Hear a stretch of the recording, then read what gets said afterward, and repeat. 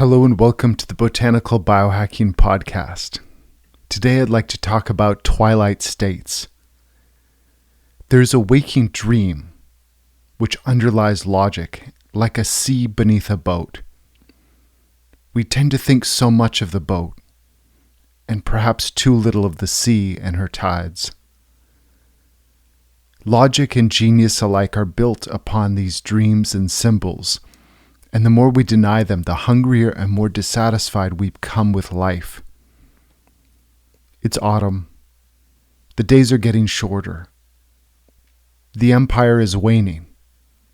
Some people want to escape to the past, and others want to rush ahead to an idealized future. We live in an era of hope and memory.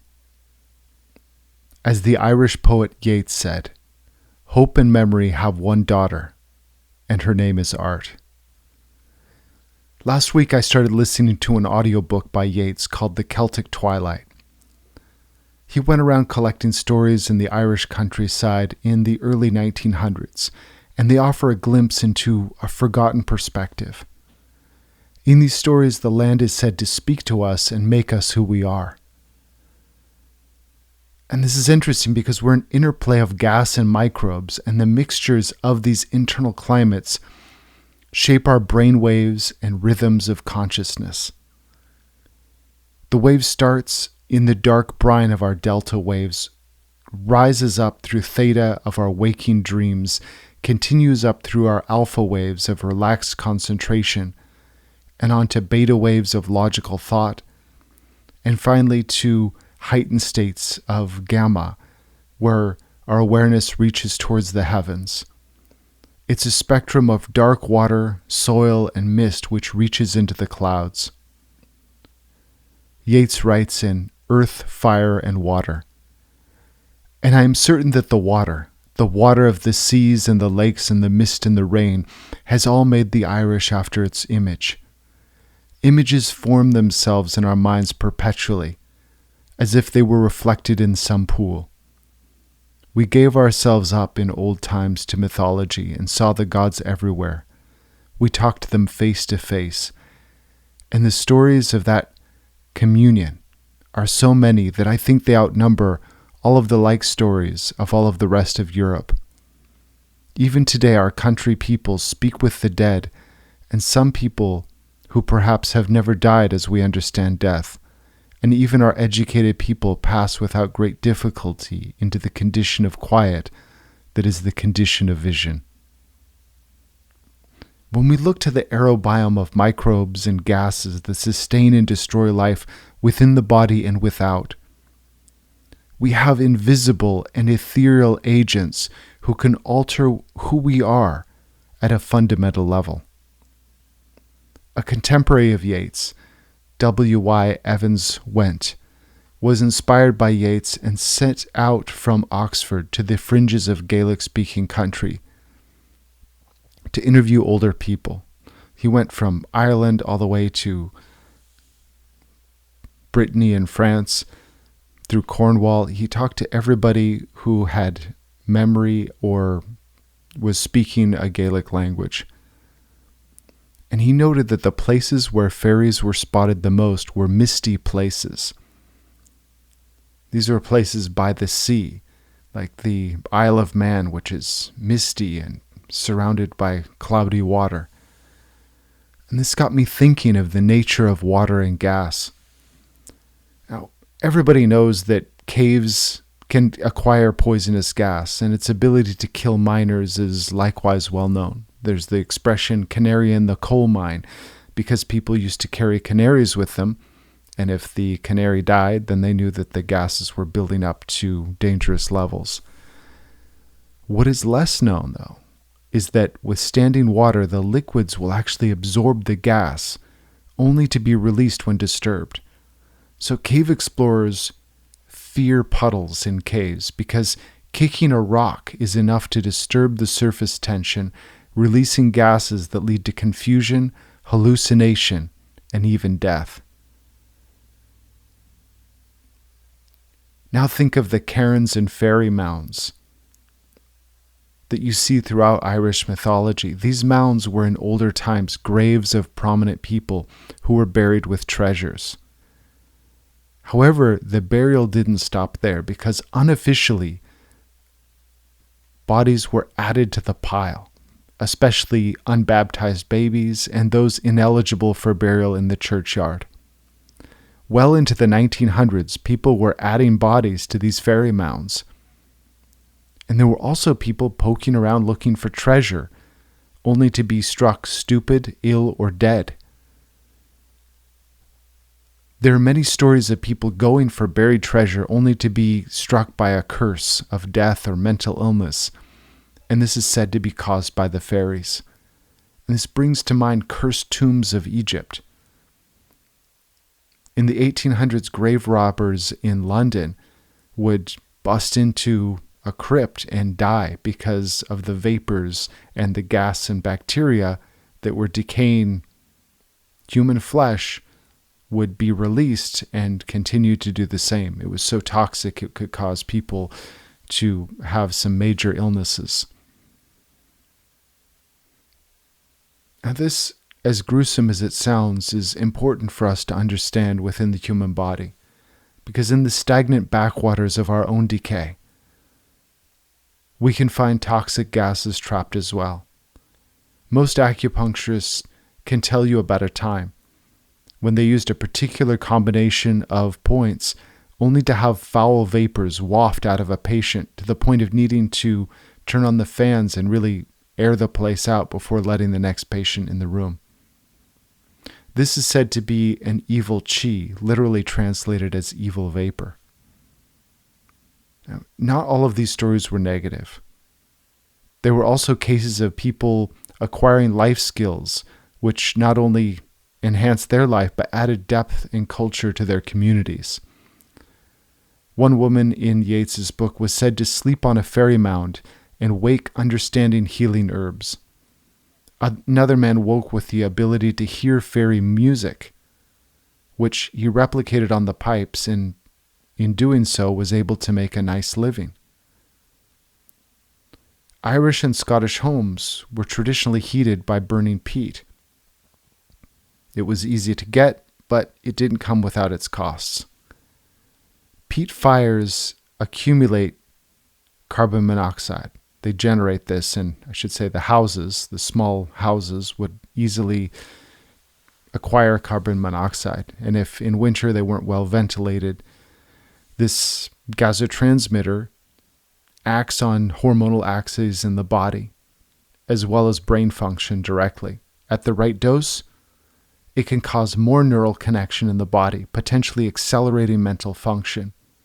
However, with the wrong dose, it contributes to cerebrovascular damage, hallucination, and even death. In one story, a pregnant woman takes peat that was set aside for fairies from inside a chest. She didn't know it was set aside for fairies. She takes the peat out and burns it. Later, she was found dead in the home. Now, perhaps she angered an interdimensional intelligence, or maybe she died from carbon monoxide. In other stories, hauntings are said to take place in old and abandoned houses. And if I'm honest and tell you about things nobody talks about in the modern age, if they want to retain any credibility, I've also seen ghosts and had unexplainable experiences. But I should also note that it was in houses that were very old and it at times had been empty. In Chinese traditions, they say that houses left empty will acquire ghosts. And this is also well known by mold inspectors, that houses left empty without cleaning and temperature control grow fungi. And personally, I exist in a space where I can see that both are true. I've heard of terrible ghost stories in New Hampshire, Oregon, and Sichuan among people in old and shabby houses permeated with mist and dampness.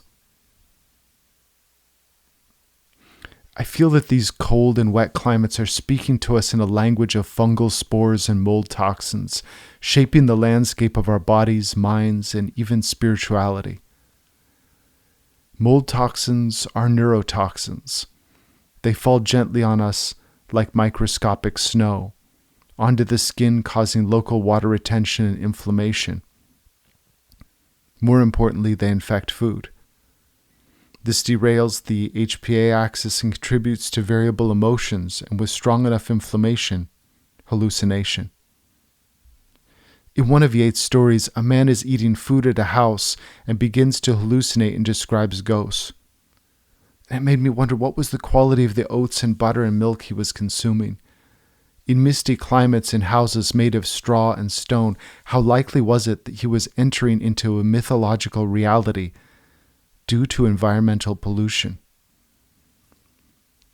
As I read this book, I enjoyed some of the ancient wisdom that came through it. Despite the likelihood that airborne fungi were likely causing people to trip out. And it was a worldview that reminded me of my grandma. Religion completely dominated her life and was threaded into most conversations. At night in her small trailer next to a wood fire, I'd cuddle up with her in a blanket, and she told these non-linear whimsical stories that had no clearly defined beginning, middle, or end. She just had touches of the old country at a subconscious level. It's this kind of expression that was seeping beneath this American veneer. There was something really eternal about her. She had afternoon tea with her sister, and they would talk about the small town she was from with stories that were strange and oftentimes pretty concerning.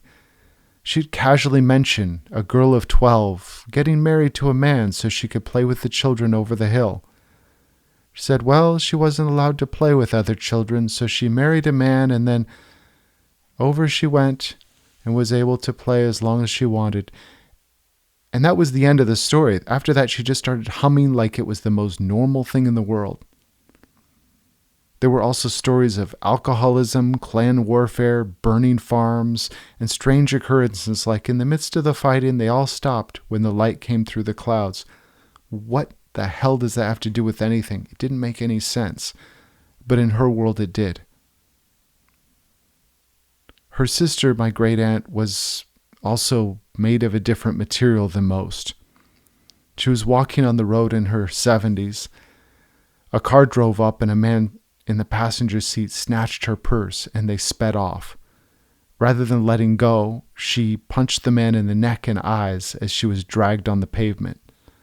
She kept hitting and eventually he let go even though she was badly smashed up. We went to her musty apartment with outdated furniture, rays of light you could see just cutting through the airborne dust onto, the succulents and spider plants that old ladies tend to have. She did physical therapy, which was just a string attached to a hook on her door, and she used toilet paper tubes for handles. So she was working her arms up and down. The side of her face and body, it was just black and blue and green. My dad asked her, why didn't you let go? And she said, why? Because it was mine and he had no right to it. So then my dad was perplexed. He said, do you regret doing that? She said, I only regret that he let go before I could really give it to him. Now, she was married to an alcoholic man for a long time, and I have to wonder if she wasn't just taking all of those years out on that poor bastard who tried to rob her. The world that she and my grandmother lived in was one of music and religion. They might be humming a hymn one moment and then stop to tell me that once there was a young girl about my age who walked to the edge of the forest and was whisked away, never to be seen again. And I remember asking, wait, what? They found her, somebody took her, just whisked away. These stories had nothing to do with anything, just one of them walking slowly around, cleaning or tending to something as they hummed, and out would come something that did not belong in the present age. So, most of my life, to be honest, I kind of thought they were batty. But as I read some of these old stories, I saw fairies glamoring children away at the edges of forests and bogs, just whisked away, as she said. It was as non-linear and strange as some of the ancient stories of Ireland, which make really little sense in the logical realm. It's really more like a dream or a Zen koan. One guy ended up with a bunch of wives, so he jumps into a river to become a salmon. That's the end of the story. And later versions, he ascends to become an eagle and is later an advisor for future kings. It has nothing to do with anything. There's no completion.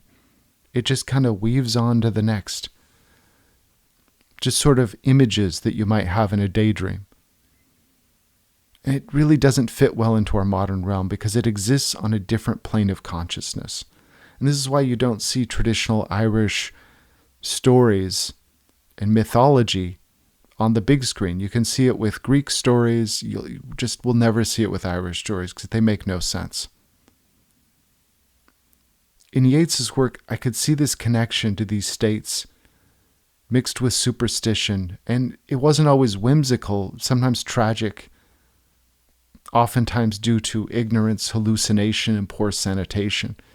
Stories of changelings are just heartbreaking because you can tell a lot of times kids had colic, they had jaundice, mothers with postpartum depression were convinced that a fairy or a pixie swapped their child with a demon child. And my God, I have twins.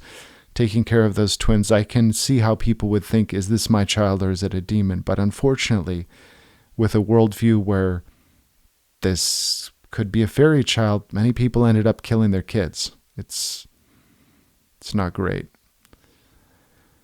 When in reality, maybe the kids had epilepsy. However, even though I can look at that and think, oh my God, some of these cases were clearly poor sanitation or just ignorance,